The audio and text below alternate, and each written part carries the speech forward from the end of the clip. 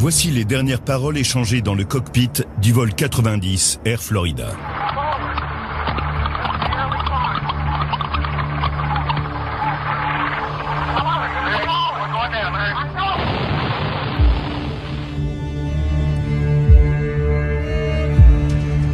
Le Boeing 737 à destination de Tampa est entré en collision avec un pont de Washington avant de plonger dans les eaux glacées du fleuve Potomac.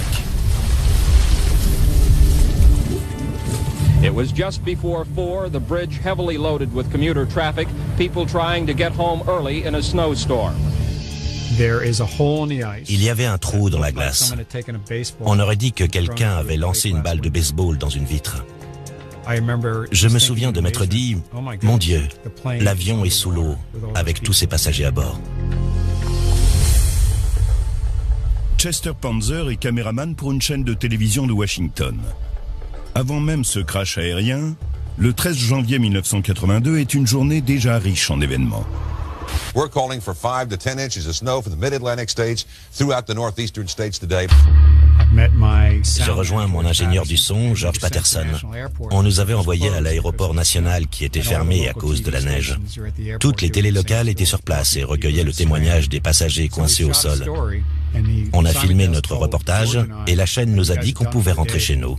On était dans les embouteillages depuis 30 ou 40 minutes quand la rédaction nous a contactés par radio. Un avion venait de se crasher à l'aéroport national et on devait se rendre sur place pour en savoir plus. George a allumé la radio pour écouter les dernières informations. I'm Pam Coulter here along with WTOP Steve Thompson. What we do know is that an Air Florida 737 jet has crashed into the Potomac River. Panzer et son ingénieur du son font demi-tour et se dirigent vers le pont de la 14e rue qui compte 2 voies. La première reliant la Virginie à Washington en direction du nord et la seconde reliant Washington à la Virginie en direction du sud. Quand l'équipe arrive au pont et commence à décharger son matériel, un hélicoptère de la police, Eagle One, est déjà sur place. L'avion s'est crashé depuis 20 minutes. Panzer allume sa caméra et filme le sauvetage de Kelly Duncan, l'une des hôtesses de l'air. Sa robe et ses collants étaient déchirés. Elle se cramponnait de toutes ses forces pour survivre.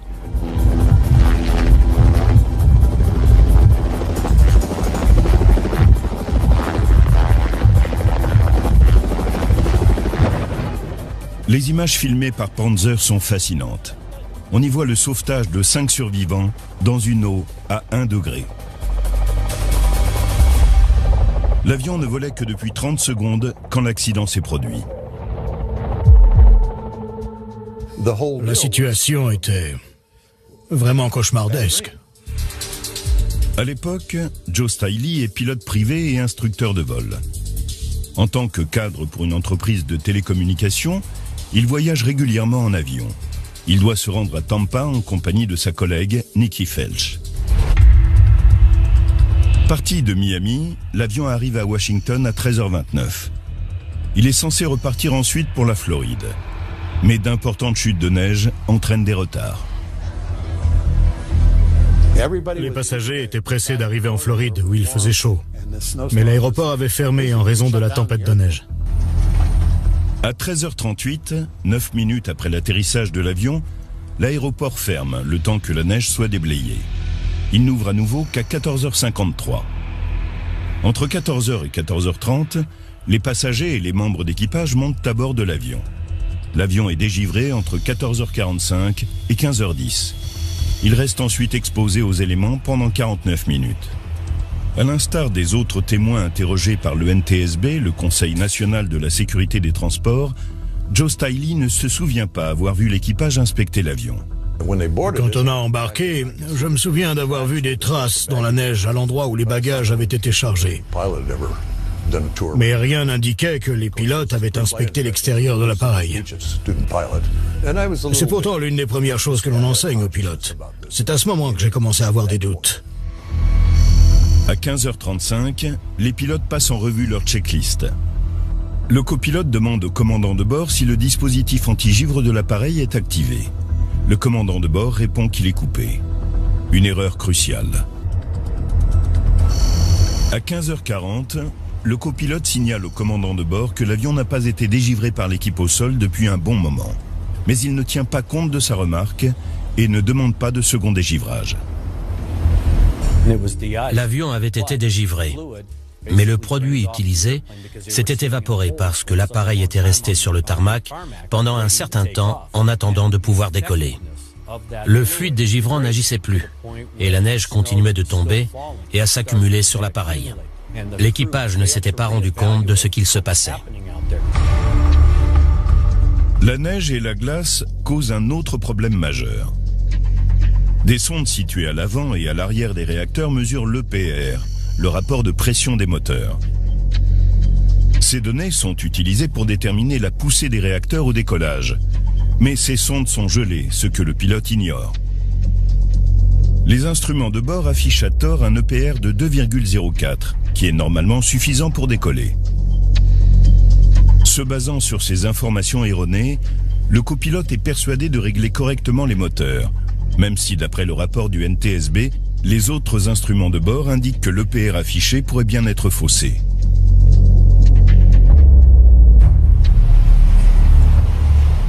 À 15h59, l'avion s'élance sur la piste de décollage. Il n'atteint pas la vitesse nécessaire pour pouvoir décoller, mais il continue sa course. J'avais l'impression que la piste d'atterrissage était une route boueuse avec des nids de poules de 50 cm. L'avion a été secoué tout du long.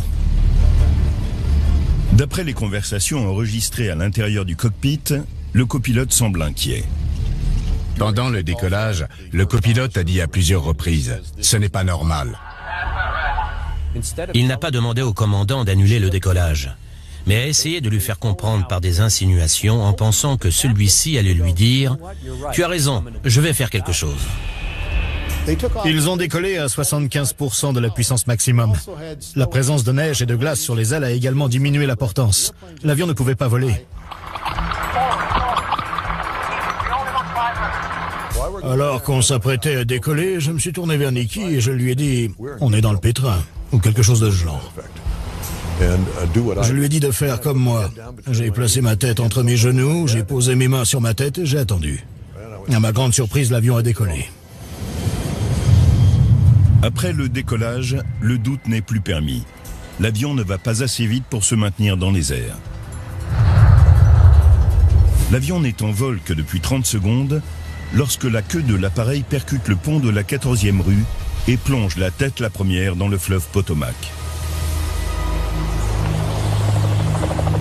78 personnes perdent la vie. 74 passagers de l'avion et 4 automobilistes dont les véhicules ont été fauchés sur le pont. Quand je suis remonté à la surface, j'ai vu des morceaux de la mousse orange qui sert d'isolant à la paroi de l'avion flotter tout autour de moi. J'ai constaté que la queue de l'appareil avait disparu.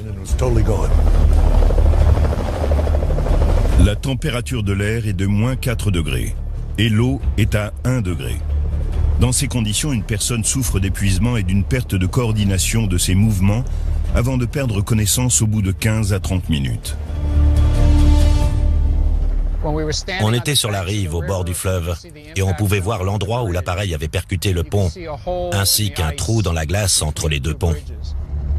Quand Chester Panzer commence à filmer, le passager Bert Hamilton est déjà dans l'ambulance. L'hôtesse de l'air Kelly Duncan a été sortie de l'eau. Et 3 passagers tentent de s'agripper aux débris de l'appareil. L'homme d'affaires Joe Stiley, sa secrétaire Nikki Felch et une autre jeune femme, Priscilla Tirado, dont le mari et le fils de 8 semaines ont péri dans l'accident. Je pense que l'équipage de l'hélicoptère, Don Usher et Gene Windsor, ont tenté de comprendre la situation et de réagir du mieux possible. Ils ont lancé 2 cordes. La première était une corde ordinaire et la seconde était pourvue d'une bouée de sauvetage. Je me suis accroché à la bouée, j'ai attrapé Priscilla Tirado, puis j'ai saisi l'autre corde et j'ai tenté d'agripper Nikki. Ils ont commencé à tirer et je n'ai pas réussi à garder Nikki dans mes bras. Elle m'a échappé. Sur les images, vous pouvez voir que je tente de la saisir. Quelques secondes plus tard, les secouristes lancent une seconde bouée depuis l'hélicoptère. Tirado l'attrape, mais n'arrive pas à garder prise. Quand j'ai vu Priscilla Tirado se débattre dans l'eau, lâcher la bouée de sauvetage et tenter de nager, j'ai compris l'ampleur du drame. Elle allait se noyer sous nos yeux. Elle était blessée, dans une eau glaciale, avec du carburant dans les yeux. Elle allait clairement se noyer. Je me suis dit que ce n'était pas juste. Je me devais de faire quelque chose. En raison de la tempête de neige, toutes les administrations ont fermé plus tôt. Un fonctionnaire du nom de Lenny Skutnik saute dans l'eau gelée au moment où Priscilla Tirado commence à sombrer. Je l'ai vu passer près de moi et sauter dans le fleuve. Je me souviens d'avoir aperçu son ombre et je l'ai regardé plonger. Heureusement que quelqu'un est intervenu. Elle se serait noyée si Lenny ne l'avait pas secourue. Cet homme est un vrai héros de l'avoir sauvée ainsi. Elle n'aurait pas survécu sans lui.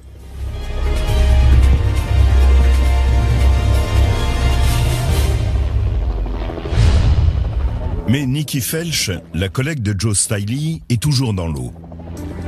Cela fait maintenant 30 minutes que l'avion s'est écrasé. Don Usher, un expert en pilotage, se rapproche de l'eau dans une manœuvre des plus délicates. Le secouriste Gene Windsor se tient sur un des patins de l'appareil qui touche littéralement la surface de l'eau. Il saisit Felch et la tire vers lui. Il l'agrippe tant bien que mal pendant que l'hélicoptère s'envole vers la berge. Elle était suspendue dans les airs et semblait pouvoir lâcher prise à tout moment. Mais elle était hors de l'eau. Il la grippait de toutes ses forces et ils sont parvenus à la ramener sur la rive. 3 hommes amènent Nikki Felch jusqu'à l'ambulance, mais le véhicule est déjà plein, occupé par d'autres survivants. Ils la portent alors jusqu'à un bus de la ville garé à proximité. Je me souviens que l'un des pompiers portait une écharpe. Il l'a retirée de son cou et a enveloppé Nikki Felch avec.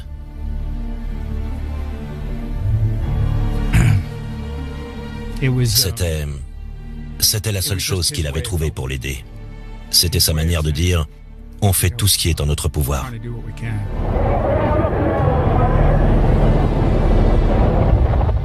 Cinq survivants sont maintenant sur la terre ferme. L'hélicoptère effectue un dernier vol au-dessus de l'eau. Ils espéraient retrouver d'autres survivants.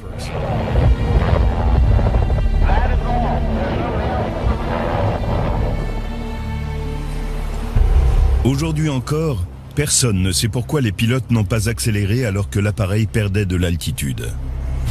Si les pilotes avaient poussé les moteurs au maximum, l'avion aurait probablement pu voler et l'accident être évité. Mais ils ne l'ont pas fait.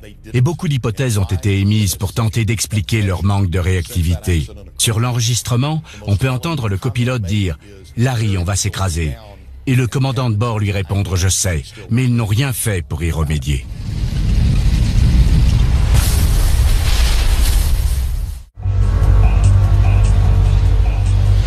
Dans les mois qui ont suivi le crash du vol 90 Air Florida, les enquêteurs analysent tous les éléments à leur disposition afin de déterminer ce qui s'est passé ce mercredi après-midi d'hiver.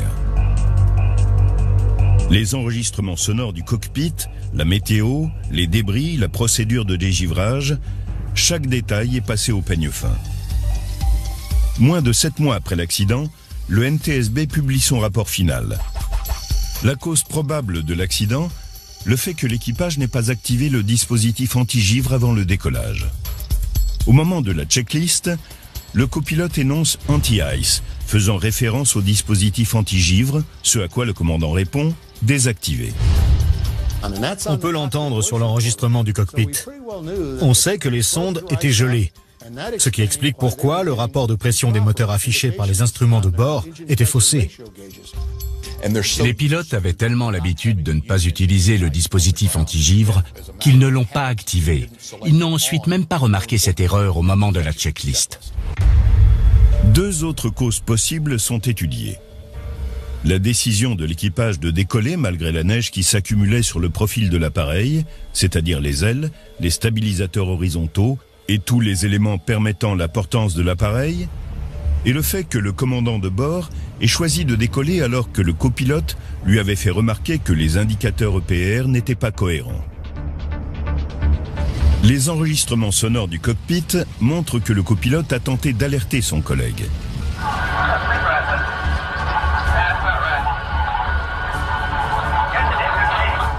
On peut entendre le copilote dire « quelque chose ne va pas ». Mais le commandant de bord était sûr de lui. Il n'a pas voulu regarder la réalité en face et il s'est auto-persuadé qu'il n'y avait aucun problème. En agissant de la sorte, il a balayé les doutes émis par le copilote. C'est la principale erreur qu'il a commise. L'accident était prévisible avant même le décollage. Ça n'aurait jamais dû arriver. C'était la catastrophe assurée, parce que les erreurs se sont succédées lors des événements qui ont précédé le drame.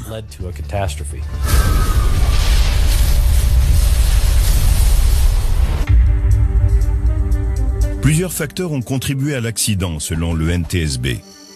Le délai qui s'est écoulé entre le dégivrage et l'autorisation de décoller, durant lequel l'appareil a été exposé aux chutes de neige, et le manque d'expérience des pilotes à voler dans des conditions hivernales.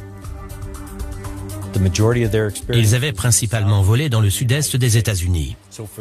Devoir décoller de l'aéroport de Washington pendant une tempête de neige en janvier les a mis dans une situation préjudiciable. Plusieurs années plus tard, un crash similaire se produit à New York.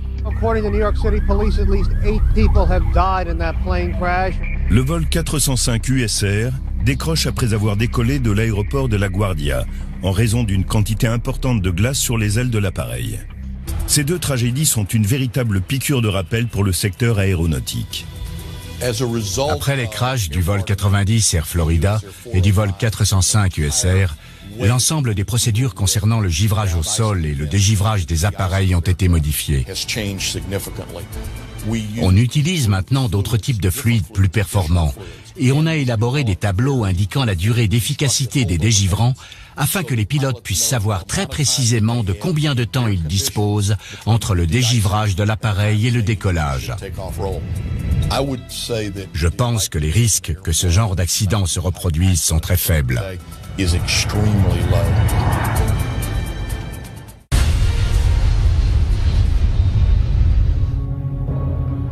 Cet avion est sur le point de s'écraser. 17 personnes vont trouver la mort. Mais l'un des passagers va survivre à ce tragique événement.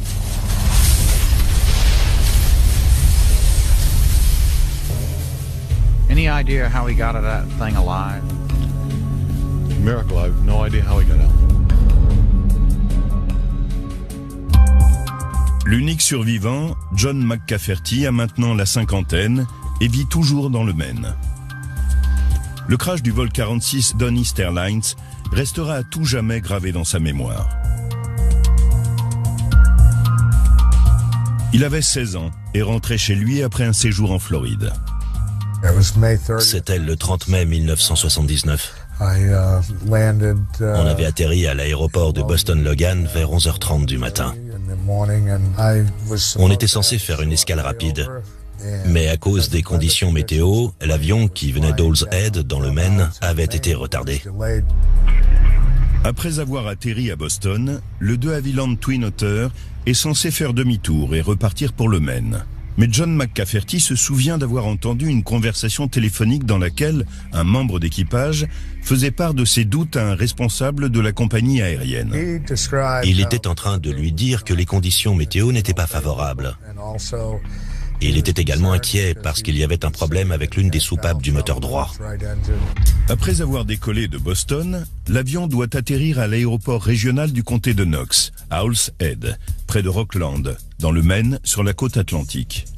À Rockland, l'observateur météo officiel de la compagnie aérienne prévient sa hiérarchie qu'en raison d'un épais brouillard, la visibilité n'est que de 5 km. Les pilotes ne souhaitent pas voler et ils ne sont pas les seuls à être réticents.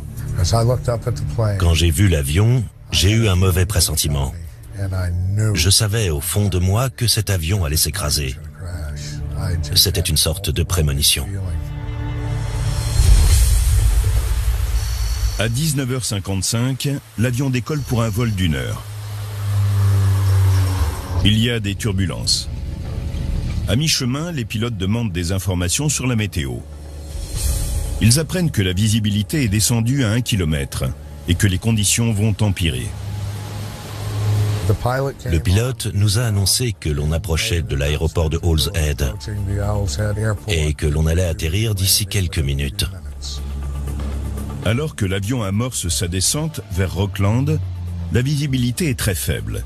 L'air humide en provenance de l'océan Atlantique entraîne la formation de nuages bas et de brouillard. En conséquence, les pilotes ne sont pas en mesure de voir l'aéroport. Le vol 46 prévient la tour de contrôle qu'ils vont probablement devoir interrompre la procédure d'approche vers Rockland, ou, en d'autres termes, annuler l'atterrissage.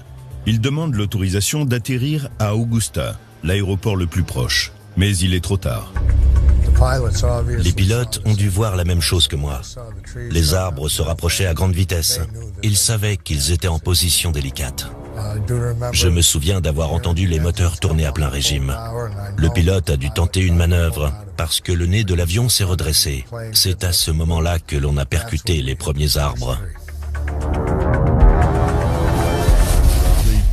Le témoignage du passager semble confirmer que le pilote a réagi normalement face à ce genre de situation.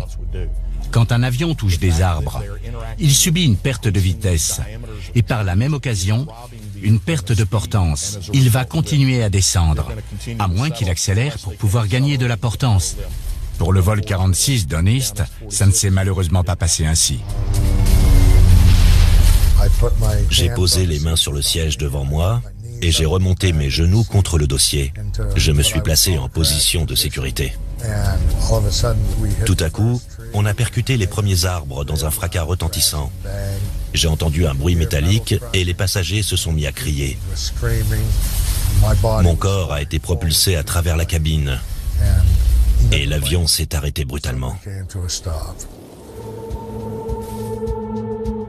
McCafferty se rend compte qu'il est le seul survivant.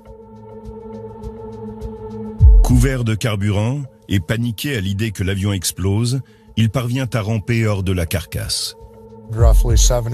J'ai fait 20 mètres dans cette direction et je me suis allongé au sol en attendant l'arrivée des secours.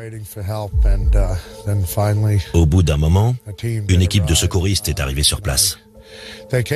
Ils se sont d'abord dirigés vers l'appareil.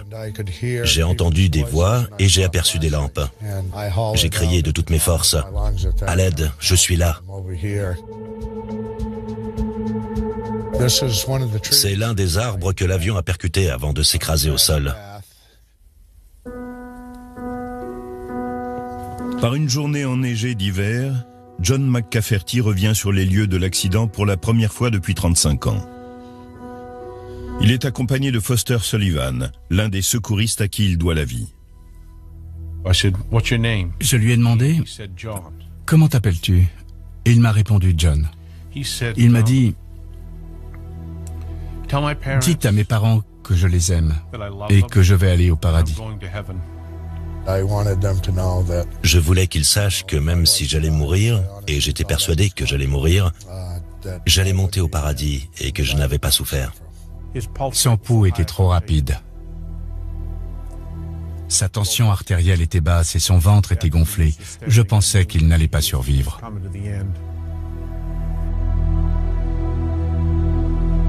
C'est un miracle qu'il soit encore là, il aurait dû mourir. McCafferty est gravement blessé. Il est transporté à l'hôpital où il séjournera pendant plus d'1 mois pour se remettre de ses blessures. Le NTSB doit maintenant déterminer les causes de cet accident mortel. Le lendemain de l'accident, Al Dill, un spécialiste de la sécurité aérienne, arrive sur place avec son équipe. On a survolé l'épave de l'avion. L'impact était impressionnant. Je n'arrivais pas à croire qu'il y ait pu y avoir un survivant, parce que l'avion s'était écrasé très violemment au milieu de la forêt. Dill a déjà des doutes au sujet de la compagnie aérienne Don East Airlines lorsqu'il rencontre l'inspecteur en chef de la commission aéronautique du Maine. Il m'a dit « J'aimerais qu'on parle de cet accident en privé ». J'ai répondu « D'accord, mais je dois d'abord prendre des photos de l'avion et me rendre à la morgue.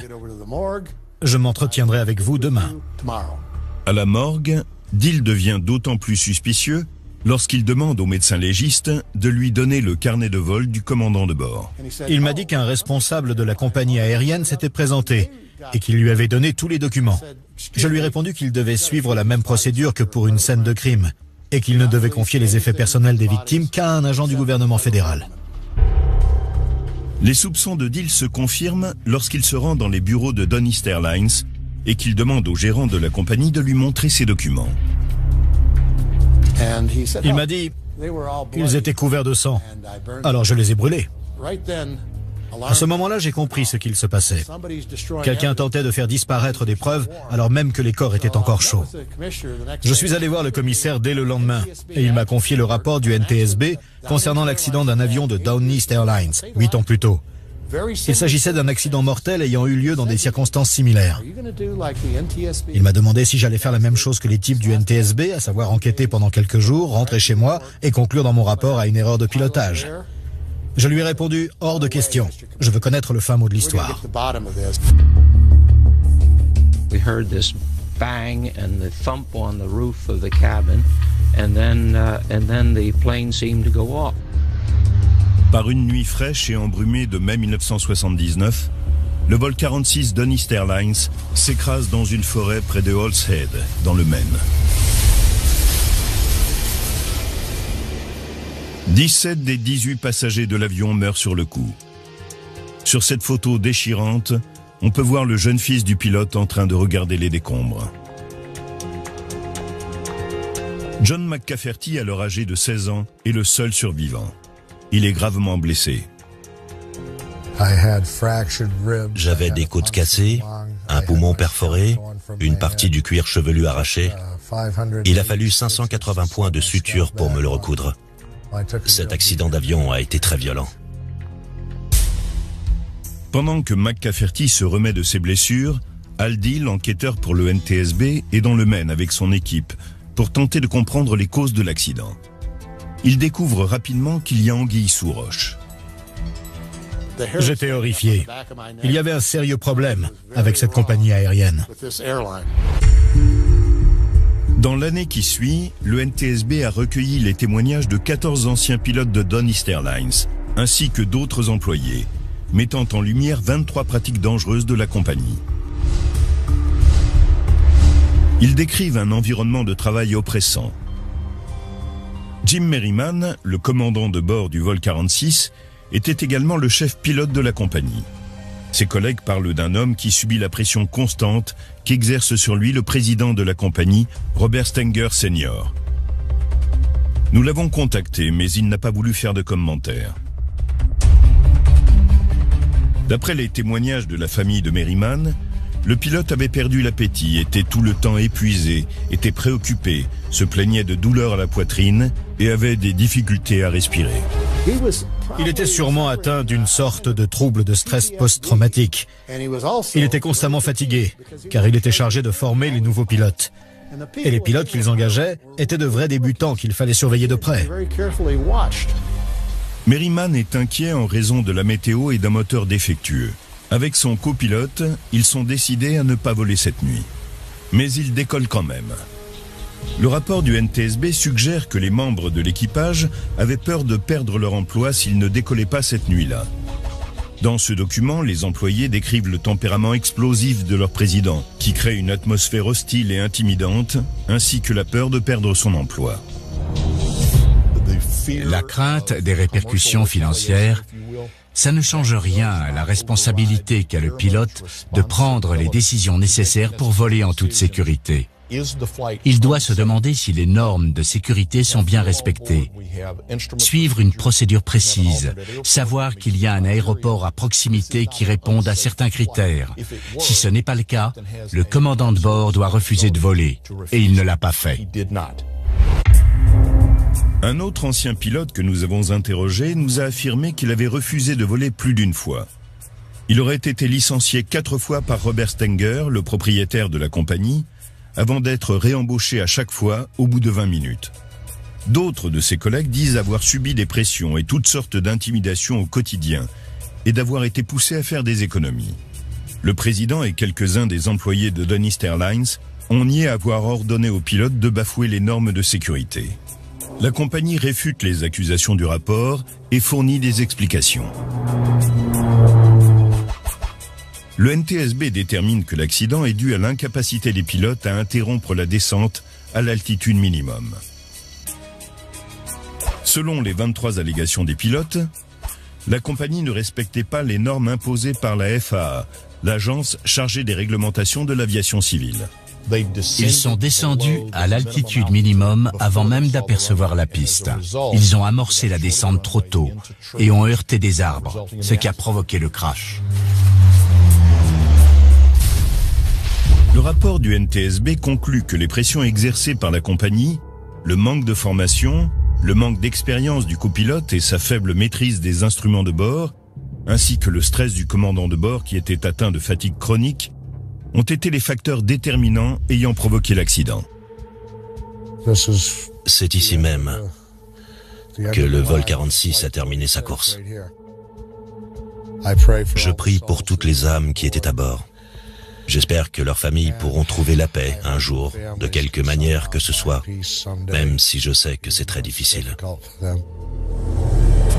Il faudra attendre 1995 pour que la FAA commence à réglementer le vol des petits appareils de la même manière que pour les gros avions de ligne. Avant cela, les accidents étaient le lot des petites compagnies régionales. L'accident d'avion auquel a survécu John McCafferty le hantera jusqu'à la fin de ses jours. Je n'ai pas vécu qu'un seul crash. J'ai l'impression d'en avoir vécu 10 000, parce que j'ai fait 10 000 cauchemars.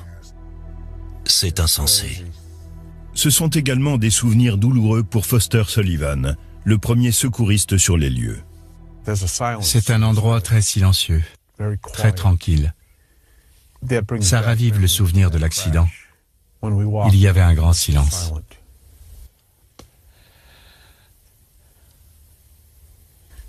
C'est la dernière fois que je viens ici. Je dois surmonter cet accident. C'est le passé.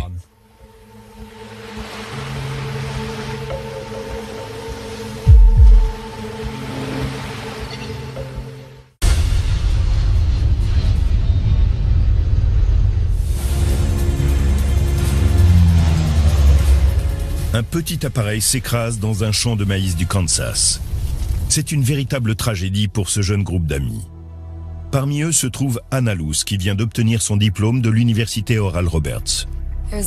C'était le 11 mai 2012. C'était une journée ordinaire, un jour comme les autres.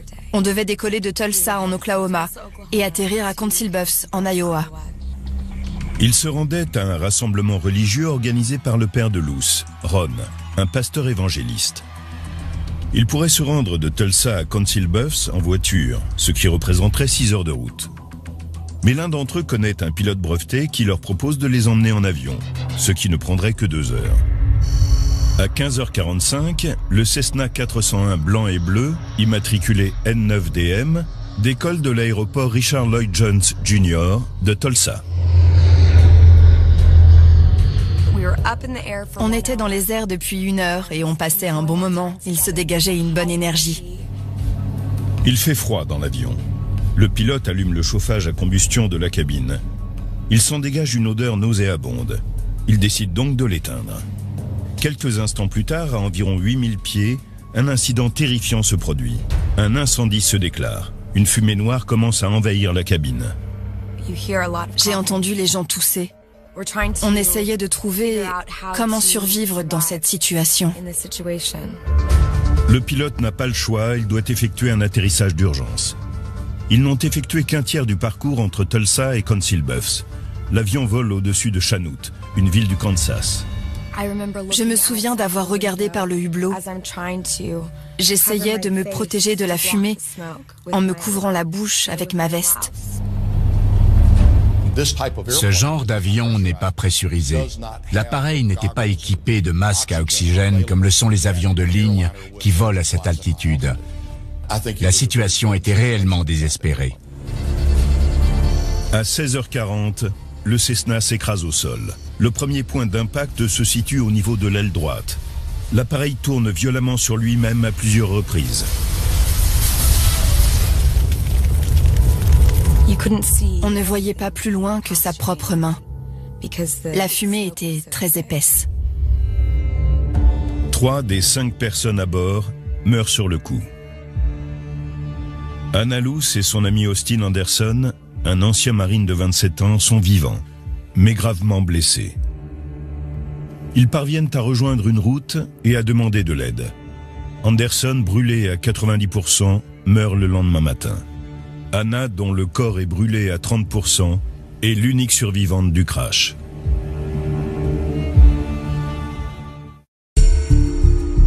Les enquêteurs du NTSB découvrent rapidement les causes du crash. 2 semaines avant l'accident, alors que le même pilote était aux commandes du même appareil, l'alarme de surchauffe s'était déclenchée. Le chauffage s'était éteint sans provoquer d'incident. Les carnets de bord montrent que le chauffage ne marchait déjà plus lors du dernier contrôle technique de l'avion. La cause probable est le dysfonctionnement du système de chauffage qui a provoqué un incendie et entraîné des émanations de fumée dans la cabine. C'est également ce qui a provoqué en 1985 le crash du DC-3 dans lequel a péri le chanteur Ricky Nelson, le fils d'Ozzy et Harriet Nelson. Les chauffages à combustion des avions ont déjà causé plusieurs problèmes. Ils peuvent provoquer des incendies, voire même des intoxications au monoxyde de carbone. Peu importe qu'il s'agisse d'un petit avion privé ou d'un A380, si l'on détecte le moindre problème mécanique, l'avion doit être contrôlé pour déterminer s'il peut voler en toute sécurité. Il savait pertinemment qu'il y avait un problème avec l'appareil. Plusieurs personnes l'avaient examiné. Le pilote en était conscient. Il ne faut jamais voler avec un avion quand l'un des éléments comme le chauffage ne fonctionne pas. Le pilote n'aurait jamais dû décoller avec cet appareil.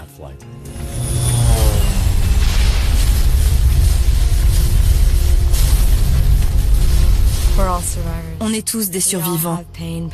Ça nous arrive à tous de souffrir et de devoir nous battre. Même si l'expérience que j'ai vécue a été très violente, beaucoup de gens dans le monde ont vécu bien pire. Il est assez rare qu'un avion s'écrase. Cela concerne un vol sur 1,2 million pour être précis. Quand un avion de ligne s'écrase, les chances de survie sont bien plus élevées que ce que l'on pourrait imaginer. Elles sont de 95% selon le NTSB. Et pour ceux d'entre vous qui se demandent quel est l'endroit le plus sûr où s'asseoir, aucune statistique ne répond à cette question. Mais c'est généralement près des ailes que l'on est le moins secoué. Survivre à une catastrophe aérienne ne peut que changer votre vision de la vie. On fête l'anniversaire de mon fils et du jour où j'ai survécu au même moment. J'ai eu la chance de pouvoir voir mes enfants grandir. Avoir vécu une expérience aussi terrible et y avoir survécu malgré les blessures graves que j'avais, ça m'a fait prendre conscience que Dieu est intervenu pour me sauver. Et je le remercie chaque jour.